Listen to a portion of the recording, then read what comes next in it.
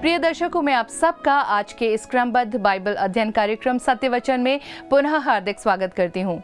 मैं आप सभी मित्रों का धन्यवाद देना चाहती हूँ जो हमें फ़ोन और व्हाट्सएप के द्वारा अपनी आशीषों को बताते हैं। आप सब इसी प्रकार अपने जीवन की गवाही हमें बताते रहें। परमेश्वर आप सभी को आशीष भी देते रहें। मित्रों, हमने पिछले अध्याय में ध्यान, वचन, नम्रता, विनम्रता, दया, पवित्रता और धार्मिकता की भूख जैसे गुणों का वर्णन देखा। ऐसे गुण जो केवल पवित्र आत्मा के द्वारा ही उत्पन्न हो सकते हैं। यीशु ने यह भी स्पष्ट किया कि वे व्यवस्था को नष्ट करने के लिए नहीं, बल्कि उसे पूरा करने के लिए आए थे। आज के अध्ययन में हम पहाड़ी उपदेश को जारी रखेंगे और मत्ती अध्याय 6 में आगे बढ़ेंगे, जहां हम धार्मिकता के बाहरी कार्यों जैसे दान, प्रार्थना, उपवास और धन के पीछे के आंतरिक उद्देश्यों पर चर्चा करेंगे और ये भी देखेंगे कि स्वर्ग के राज्य के लोगों का परमेश्वर के साथ कैसा संबंध है। तो आइए हम परमेश्वर के दास के द्वारा इसे सीखें और समझें।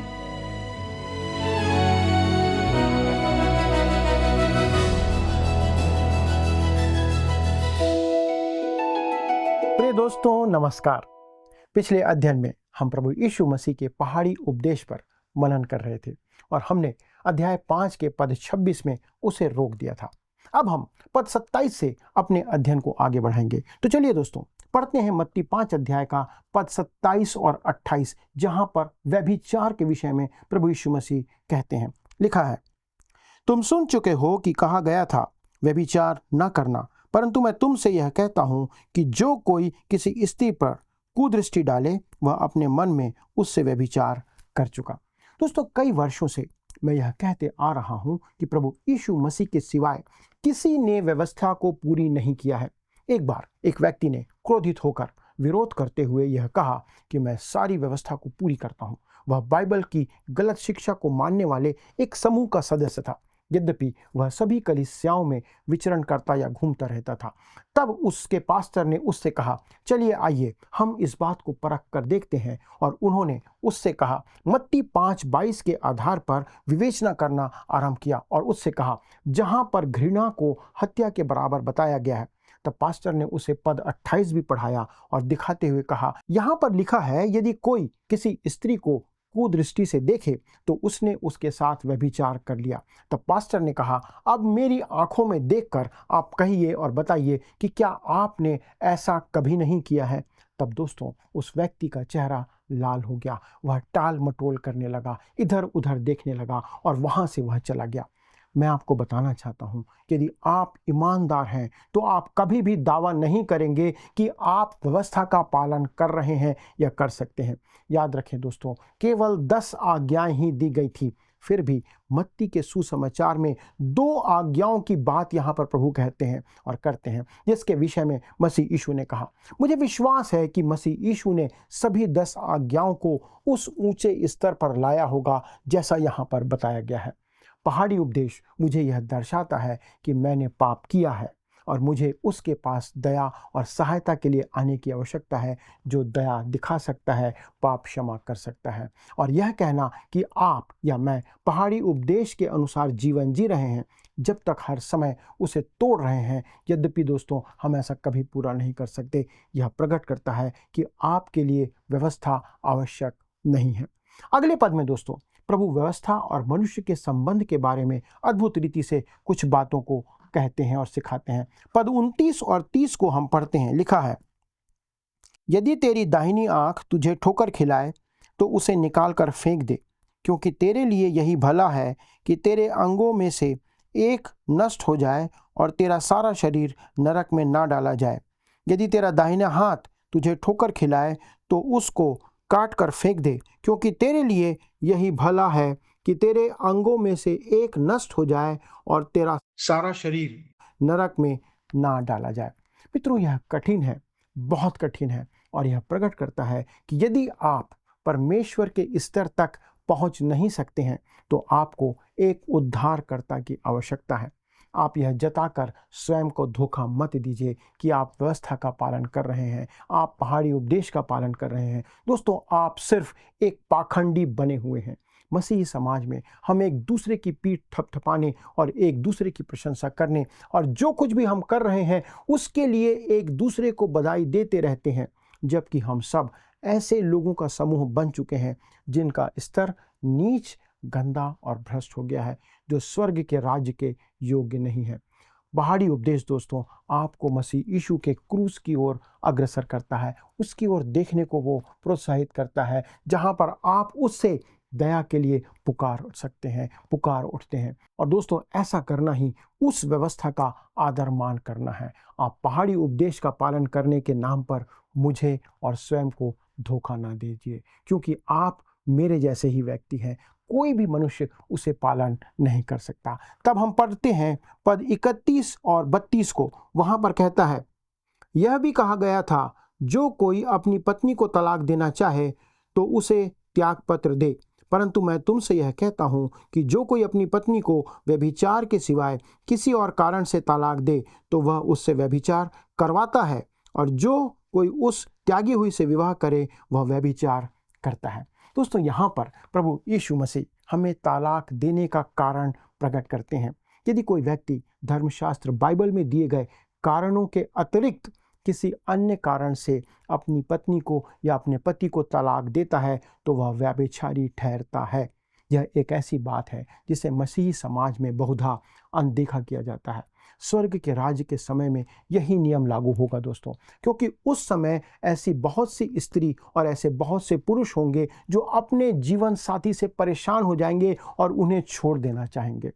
तब आइए दोस्तों हम पद 33 और 35 को पढ़ते हैं, जो कि शपथ के संदर्भ में दिया गया है।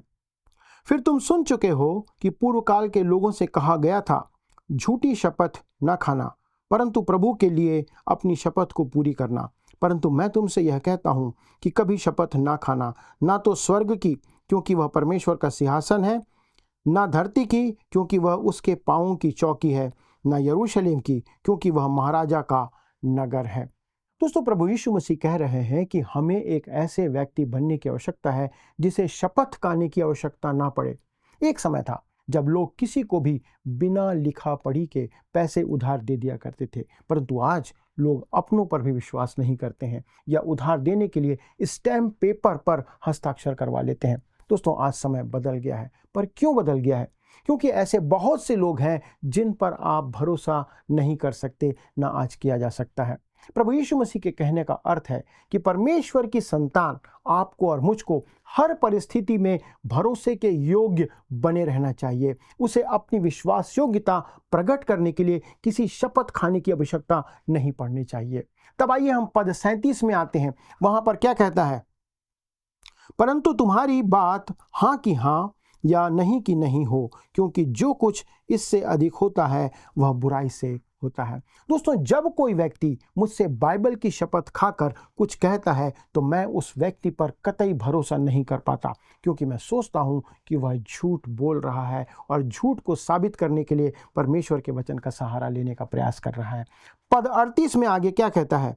तुम सुन चुके हो कि कहा गया था, आंख के बदले आंख और दांत के बदले दांत। दोस्तों यह सारे नियम बदल जाएंगे जब प्रभु यीशु मसीह अपने राज्य में आएगा। पद 39, परंतु मैं तुमसे यह कहता हूं कि बुरे का सामना ना करना, परंतु जो कोई तेरे दाहिने गाल पर थप्पड़ मारे उसकी ओर दूसरा भी फेर दे। दोस्तों क्या आप इस नियम के अनुसार जीवन जी सकते हैं या जी रहे हैं, या फिर आप बुराई का सामना कर रहे हैं? यहाँ हमारे लिए एक सिद्धांत दिया गया है, परंतु हम एक ऐसे समय में जी रहे हैं जहां पर एक बुद्धिमान मनुष्य हथियार बांधे अपने घर की रखवाली करता है।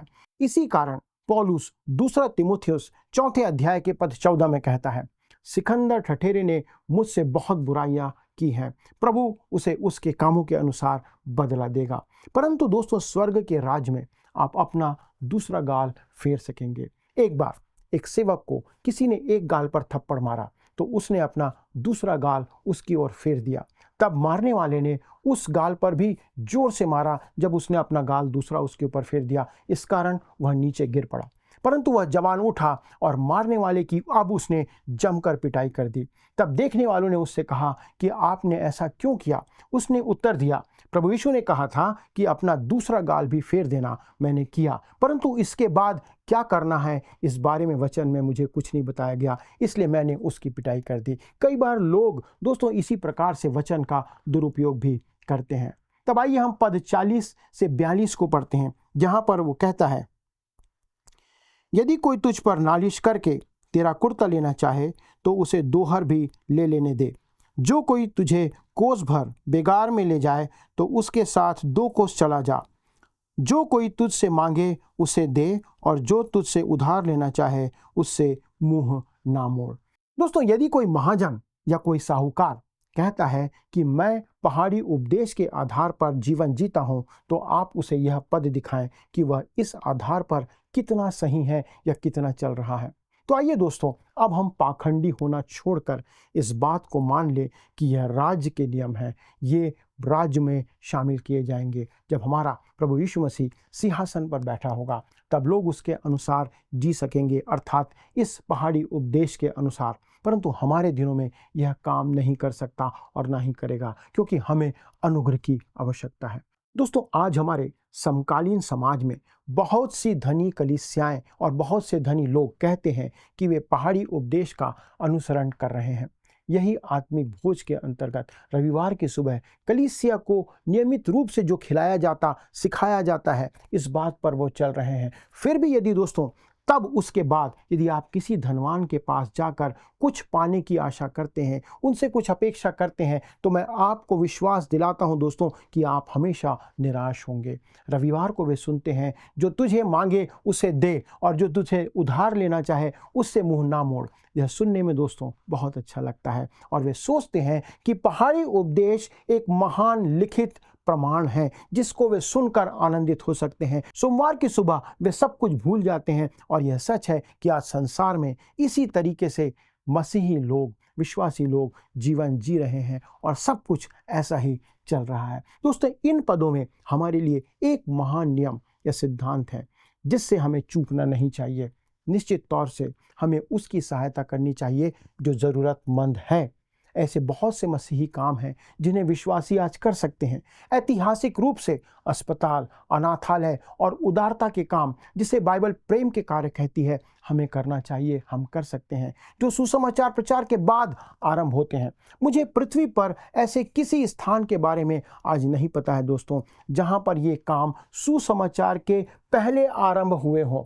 वे हमेशा ही सुसमाचार प्रचार के काम के बाद आरंभ होते हैं, अर्थात आपका जीवन जब बदलता है तब आप इस प्रकार के भले काम करने लगते हैं। विश्वासियों के जीवन में भले कार्यों का फल दिखना चाहिए और होना चाहिए। अब आइए हम अगले विषय पर आते हैं, जो कि पद 43 और 44 में पढ़ने को मिलता है, अर्थात शत्रुओं से प्रेम करने की बात।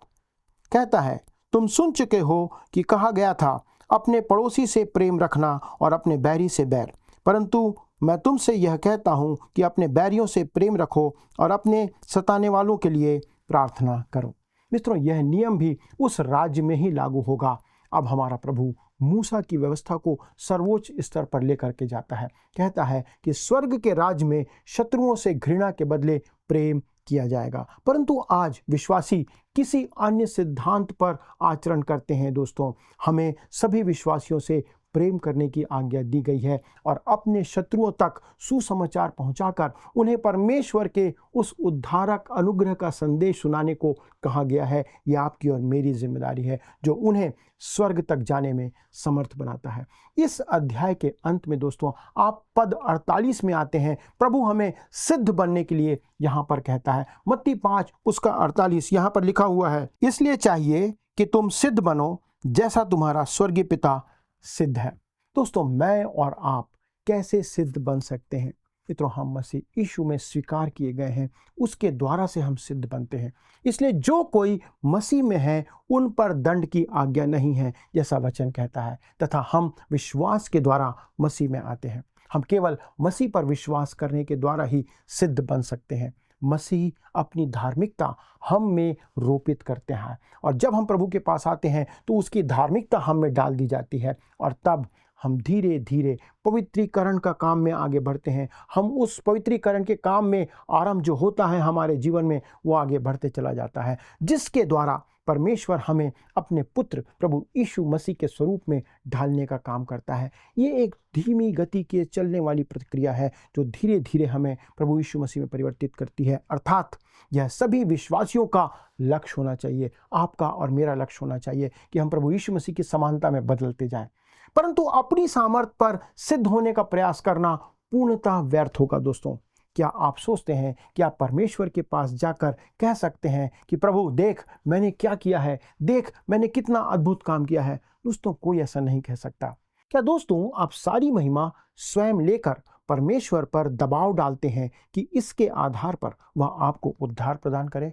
दोस्तों, आप ऐसा कुछ भी नहीं कर सकते, क्योंकि मैं और आप सिद्ध नहीं है। परमेश्वर के मानकों के हिसाब से ना तो आप अच्छे हैं और ना ही मैं अच्छा हूँ। हमारे अंदर कोई अच्छी बात नहीं है। हमें एक उद्धारकर्ता की आवश्यकता है जो हमारे जीवन को बदल सके। जैसा कि हमने देखा है इस अध्याय में राजा उस धार्मिकता के बारे में बात करता है जो उसकी प्रजा के पास होना चाहिए, और यह धार्मिकता शास्त्रियों और फरीसियों की धार्मिकता से बढ़कर होनी चाहिए। उनके पास तो बस एक धार्मिक था या एक धार्मिक किस्म की धार्मिकता थी। उदाहरण के लिए आप निकोदेमुस के जीवन में इस बात को देखते हैं। निकोदेमुस एक बहुत ही अच्छा और धार्मिक मनुष्य था। आप उसमें आलोचना करने वाले लायक कोई बात को नहीं देखते, लेकिन प्रभु यीशु मसीह उससे यूहन्ना 3 अध्याय के पद 1 से 8 में बात करते हैं और उससे कहते हैं, तुझे नए सिरे से जन्म लेना होगा। मित्रों, हमारी धार्मिकता शास्त्रियों और फरीसियों की धार्मिकता से बढ़कर होनी चाहिए, और यह हमें सिर्फ मसीह यीशु पर विश्वास करने के द्वारा से मिल सकती है। दोस्तों, यहाँ पर आप देखते हैं कि अध्याय 5 समाप्त हो जाता है, परंतु हम अध्याय 6 से अपने अध्ययन को जारी रखेंगे, जिसका विषय है आंतरिक उद्देश्य जो धार्मिकता के बाहरी कार्यों जैसे दान देना, प्रार्थना करना, उपवास रखना और धन अर्जित करना या धन कमाना, इन बातों को नियंत्रित करता है, तथा साथ में स्वर्ग के राज्य की प्रजा पर परमेश्वर के साथ संबंध को दर्शाता है। तो आइए दोस्तों, हम देखते हैं कि दान देने का उद्देश्य और तरीका कैसा होना चाहिए। मत्ती का 6वां अध्याय धर्म के बाहरी हिस्से से संबंध रखता है। हमने 5वें अध्याय में देखा था कि राजा ऐसी धार्मिकता की बात करता है जो उसके राज्य के लोगों के अंदर उनके जीवन में होनी चाहिए। वह धार्मिकता जो शास्त्री और फरीसियों की धार्मिकता से बढ़कर हो। अब अध्याय 6 में मत्ती उस धार्मिकता की बातें करता है जिनका अभ्यास, जिसकी प्रैक्टिस राज्य के लोगों को करना चाहिए या करना होना चाहिए। आप जो कुछ परमेश्वर के लिए करते हैं उसमें आपका उद्देश्य बहुत महत्वपूर्ण होता है। कोई भी तीसरा पक्ष इस संबंध में बीच में नहीं आ सकता, अर्थात यह सब परमेश्वर और उस मनुष्य के बीच में, उन दोनों के बीच का एक संबंध होता है। मित्रों, इस अध्याय में दान देने, प्रार्थना, उपवास, धन, भविष्य के लिए सोचना और उसके लिए चिंता करना, ये सब बहुत ही व्यवहारिक विषय शामिल किए गए हैं। सबसे पहले प्रभु दान के बारे में कहता है। कृपया यहाँ पर आप ध्यान रखें कि यह सब धर्म के बाहरी बातों या धर्म के दिखावे से जुड़ा हुआ है जो बाहरी रूप से प्रकट किया गया है। तो आइए हम पढ़ते हैं मत्ती रचित सुसमाचार अध्याय 6 का पद 1, जहाँ पर दान के संदर्भ में लिखा है। कहता है, सावधान रहो, तुम मनुष्यों को दिखाने के लिए अपने धर्म के काम ना करो, नहीं तो अपने स्वर्गीय पिता से कुछ भी फल ना पाओगे। यद्यपि प्रभु यीशु मसीह आने वाले अपने राज्य के संदर्भ में बातें निर्देशित कर रहा है, फिर भी हमारे लिए यहाँ पर एक महान सिद्धांत प्रतिपादित किया गया है। पद 2 में कहता है, इसलिए जब तू दान करे तो अपने आगे तुरही ना बजवाना, जैसे कपटी सभाओं और गलियों में करते हैं, ताकि लोग उनकी बड़ाई करें। मैं तुमसे सच कहता हूँ कि वे अपना प्रतिफल पा चुके। दोस्तों, यह बात वह तीखे व्यंग्य के साथ यहाँ पर कह रहा है। विश्वास करिए, वह व्यंग्य की तलवार चलाना जानता था कि कैसे लोगों को इस बात को कहना है। जब फरीसी गरीबों को कुछ दान देना चाहते थे तो यह उनकी प्रथा थी कि वे यरूशलेम की व्यस्त गलियों में किसी कोने में जाकर तुरही बजवाते थे। यद्यपि उनका उद्देश्य गरीबों और ज़रूरतमंदों को उस कार्य के लिए आकर्षित करना होता था, परंतु साथ ही साथ वे तुरही बजाकर उनके लिए एक सुंदर अवसर बन जाता था कि वे लोगों को बताएं कि वे भला काम कर रहे हैं। क्या आज ऐसा आप मसीही लोगों के बीच में, कलीसियाओं के बीच में, दान देने वालों के जीवन में नहीं पाते? हमारे प्रभु ने कहा, जब फरीसी ऐसा करते हैं तो उनको अपना प्रतिफल मिल चुका है। उनका प्रतिफल क्या था दोस्तों? ऐसी कौन सी बात थी जिसके पीछे वे भाग रहे थे? यीशु ने कहा, वे मनुष्यों से बड़ाई पाने के लिए ऐसा करते थे और वे तुरही बजवाते थे और लोग देखने के लिए दौड़ आते थे, घर से बाहर निकल आते थे कि देखें कौन सा व्यक्ति है जो उदारता से, कितनी उदारता से वो दान दे रहा था। ये उनका प्रतिफल था कि वो लोग उन्हें देख पाते थे। उनका दान देना उनके और परमेश्वर के बीच का संबंध नहीं था। तो दोस्तों, अब प्रश्न उठता है, आप दान क्यों देते हैं? क्या आपने कभी सोचा? दान देने के एक से अनेक तरीके हो सकते हैं। ऐसे बहुत से दानदाता हैं जो 100 रुपए का दान भी लोगों को दिखा कर देते हैं, और ऐसे भी दानदाता हैं जो हजारों रुपए का दान चुपचाप शांति से चेक काट करके लोगों को दे देते हैं। ऐसा ही एक व्यक्ति था जिसके बारे में मुझे याद आता है, जो वचन प्रचार करने जाने के पहले पास्टर के हाथों में दान का चेक दे दिया करता था। उसका विचार था कि पास्टर उस चेक से या उस दान के चेक से प्रोत्साहित होकर अधिक जोश से प्रचार करेगा। दोस्तों, आप इस बात को याद रखें कि दान देना आपके और परमेश्वर के बीच की बात है, आप मनुष्यों के बीच की नहीं है। और जैसे ही आप इसमें किसी तीसरे व्यक्ति को शामिल करते हैं तो आपको इसका प्रतिफल प्राप्त कभी नहीं होगा। अर्थात यदि आप लोगों को दिखाने के लिए देते हैं, तब आज ऐसे बहुत से मसीही हैं जो इस प्रकार का दान देते हैं, जो दान बिल्कुल भी देने की श्रेणी में नहीं आता। उदाहरण के लिए, एक बार किसी कलीसिया में कहा गया कि जो कोई पंखा दान करेगा उसका नाम उस पंखा पर लिखा जाएगा। दोस्तों, तो बहुत से लोग सामने आए और उन्होंने पंखा दान देकर अपना नाम लिखवाया। परंतु इस बात को ध्यान रखें और जान लें कि जिन्होंने नाम लिखवाया वे तुरही बजवाने वालों के समान या उस भीड़ में शामिल थे। इस प्रकार का दान देना परमेश्वर के लिए कोई महत्व नहीं रखता है। तब आइए पद 3 और 4 को पढ़ते हैं।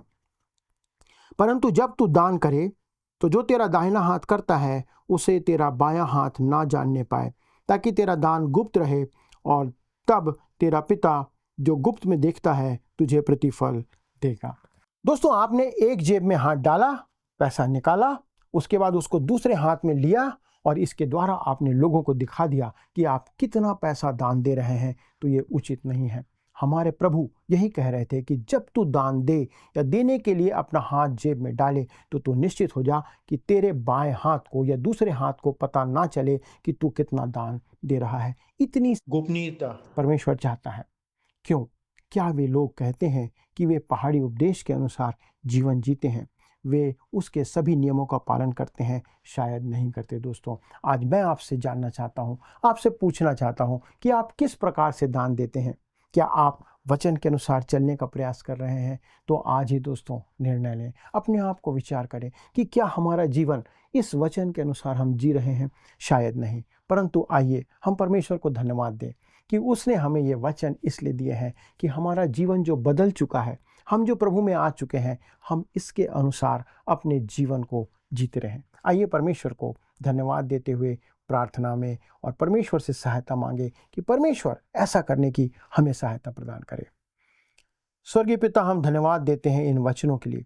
यद्यपि प्रभु ये आपके राज्य का नियम है, राज्य की व्यवस्था है जो उस सहस्त्राब्दी राज्य में आप स्थापित करेंगे, परंतु आज हम विश्वासियों के लिए, मसीहियों के लिए, कलीसिया के सदस्यों के लिए प्रभु ये एक आदर्श जीवन जीने का तरीका है, क्योंकि हम प्रभु इस वचन के आधार पर, इस पहाड़ी उपदेश और व्यवस्था के आधार पर उद्धार की अपेक्षा नहीं करते, परंतु हम अनुग्रह के कारण से आपसे उद्धार की अपेक्षा करते हैं।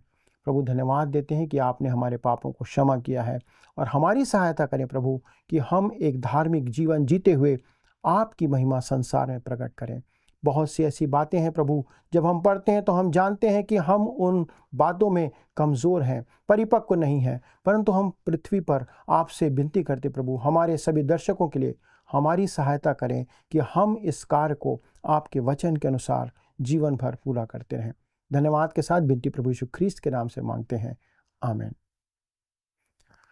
प्रिय मित्रों, क्या आपने आज कोई नई बात को सीखा? मुझे आशा है कि आपने कुछ बातों को सीखा होगा। क्या आप उन बातों को हमारे साथ साझा करना चाहेंगे?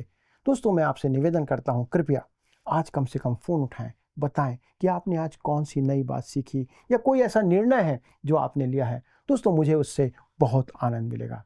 प्रभु आप सभी की सहायता करे ऐसा जीवन जीने के लिए। प्रभु आपको आशीष दे। प्रिय मित्रों, इस पूरे अध्ययन में हमारे साथ बने रहने के लिए आपका बहुत बहुत धन्यवाद। आज के अध्ययन से हमने सीखा कि यीशु ने परमेश्वर की व्यवस्था को एक गहरे स्तर तक उठाया, ये दिखाते हुए कि पाप की शुरुआत मन से होती है। उन्होंने वासना को व्यभिचार के समान और घृणा को हत्या के समान माना है। मित्रों, मसीह ने सिखाया कि कोई भी व्यक्ति केवल अपने प्रयासों से परमेश्वर के सिद्ध मानक को पूरा नहीं कर सकता है, इसलिए हर व्यक्ति को एक उद्धारकर्ता की आवश्यकता है। उन्होंने सच्चाई, उदारता, शत्रुओं से प्रेम करने और बिना प्रशंसा की इच्छा के सच्चे मन से दान देने की शिक्षा भी दी है। सच्ची धार्मिकता बाहरी आडंबर नहीं है, बल्कि मसीह में विश्वास के द्वारा भीतर से बदलता हुआ जीवन है। क्या आपका जीवन भीतर से बदला हुआ है? यदि नहीं, तो आज ही समय है कि हम अपने जीवन को यीशु के हाथों में सौंप दें, ताकि वो आपको क्षमा करके एक नया जीवन दे सके। आप अवश्य ही निर्णय लें अभी। आइए अब हम प्रश्नों की ओर चलते हैं। पिछले प्रश्न का उत्तर है बी, शिष्यों को। पहाड़ी उपदेश शिष्यों को दिया गया। आज के अध्ययन पर आधारित प्रश्न है, यीशु ने शपथ खाने के बारे में क्या कहा? ए, हमेशा शपथ खाओ। बी, केवल मंदिर में शपथ खाओ। सी, बिल्कुल शपथ मत खाओ। या डी, केवल राजा के सामने शपथ खाओ। मित्रों, इस प्रश्न का उत्तर हमें कल सुबह 6 बजे से पहले विकल्प ए, बी, सी या डी के साथ अपना नाम, पता, स्थान के साथ 9651433397 96514333397 पर SMS या WhatsApp करें। मित्रों, यदि आप इस अध्ययन को दोबारा सुनना चाहते हैं तो स्क्रीन पर दिए वर्ड रिसाउंड्स टुडे हिंदी लिखकर आप हमारे YouTube पर सुन सकते हैं। अधिक जानकारी और प्रार्थना के लिए आप दिए गए नंबर 9651433397 96514333397 पर कॉल करें। हमारे परामर्शदाता आपकी सहायता के लिए सदैव तत्पर हैं। प्रभु आप सभी को आशीष दे। क्या आपको यह कार्यक्रम पसंद आया? अभी हमें एक मिस कॉल करें और आप अगले विजेता हो सकते हैं।